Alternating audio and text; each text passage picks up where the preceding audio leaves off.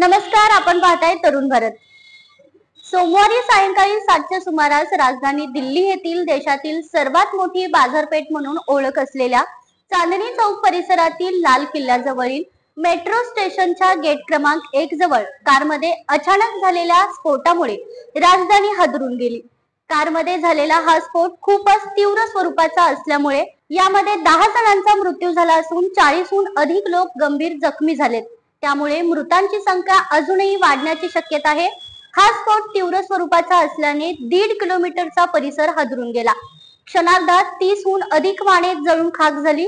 याच परिसरात असलेल्या जैन आणि गौरी शंकर मंदिराचेही नुकसान झालंय।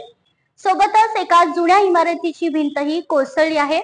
दिल्लीचे पोलीस आयुक्त सतीश गोलचा यांनी घटनास्थळावर स्फोटकाचे साहित्य, बॅटरीचे तुकडे आणि वायरिंगचे साहित्य सापडल्याने हा स्फोट घडवून आणल्याचाही संशय व्यक्त केलाय।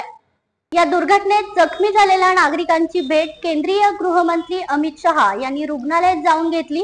त्यानंतर शहा यांनी घटनास्थळावर जाऊन घटनेच्या संपूर्ण परिस्थितीची माहिती घेऊन माध्यमांशी बोलताना ते म्हणाले की सध्या हे सांगता येत नाही की हा अपघात आहे की घातपात, पण आम्ही दिल्ली पोलीस आयुक्त आणि गुप्तचर ब्युरोच्या संचालकांसोबत चर्चा केली आहे आणि राष्ट्रीय सुरक्षा गार्ड म्हणजेच एनएसजी, राष्ट्रीय तपास यंत्रणा म्हणजेच एनआयए आणि न्याय वैज्ञानिक विज्ञान प्रयोगशाळा म्हणजेच एफएसएल यांच्या तज्ञ पथकाकडून घटनास्थळाची तपासणी चालू केली आहे।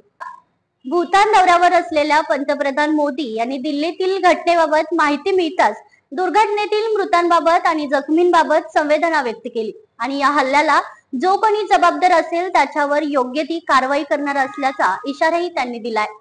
अशाच नवनवीन माहितीसाठी तरुण भारतच्या YouTube, Insta, Facebookला फॉलो करायला विसरू नका।